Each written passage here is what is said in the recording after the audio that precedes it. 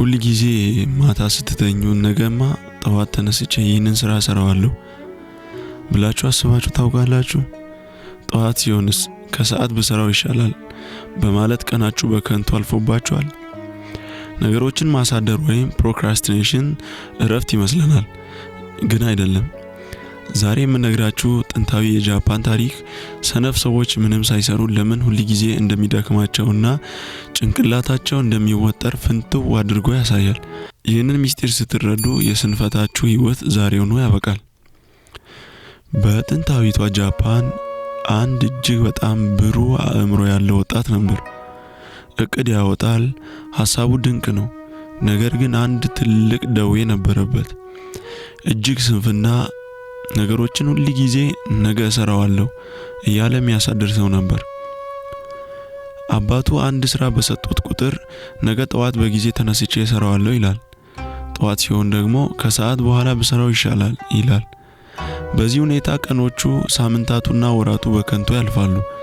ስራው ግን እዚያው ባለበት ይቆያል። አንድ ቀን ግን አባቱ ለአንዴና ለመጨረሻ ጊዜ ትልቅ ትምህርት ሊያስተምሩት ወሰኑ።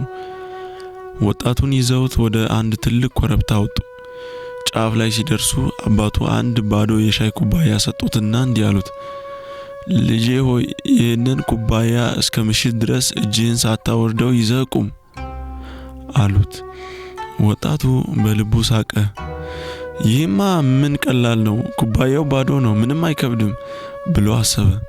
የመጀመሪያው 1 ሰዓት ቀላል ነበር።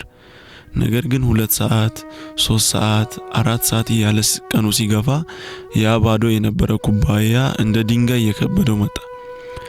እጁ በኃይል መንቀጥቀጥ ጀመረ። የትከሻው ጡንቻዎች በህመም ሊቀደዱ ደረሱ። የባዶው ኩባያ ክብደት ሊሸከሙት ከሚችሉት በላይ ሆነ። በመጨረሻም ምሽት ላይ አባቱ መጡና እንዴት ነው ልጄ ኩባያው ከበደ ብለው ጠየቁት። ወጣቱ በስቃይ ድምጽ እንዲህ ሲል መለሰ፣ አባቴ ኩባያው ባዶ ቢሆንም ይህንን ያህል ረጅም ሰዓት ስለያዝኩት እጄ ሊሰበር ነው፣ ሊገለኝ ደርሷል አለ። አባቱም ኩባያውን ከእጁ ላይ አወረዱለትና በትልቅ የአባትነት ስሜት እንዲህ አሉት፣ ስንፍናም ልክ እንደዚህ ኩባያ ናት። አንድን ስራ ዛሬውኑ ሰርተ ብታሳርፈው ቀላል ነበር። ነገር ግን ነገ እሰራዋለሁ እያልክ በጭንቅላትህ ውስጥ ተሸክመኸው ስትዞር ስራው ባይሰራም እንኳ ክብደቱና ጭንቀቱ በየቀኑ በአእምሮ ላይ እየጨመረ ይሄዳል። ለዚህ ነው ሰነፍ ሰው ከሚሰራው ሰው በላይ የሚደክመው።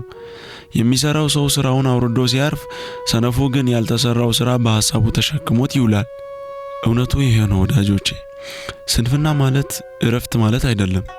ያልተሰራ ስራ በውስጣችን የሚፈጥረው ጭንቀት፣ ጸጸትና የጥፋተኝነት ስሜት ከራሱ ከስራው ድካም በላይ አእምሮአችንን ያደክመዋል። ስራውን ባንሰራውም አእምሮአችን ግን መሰራት አለበት በሚል ሐሳብ ተወጥሮ ይውላል። ስለዚህ ያንን ባዶ ኩባያ ከእጃችሁ ላይ አውርዱት።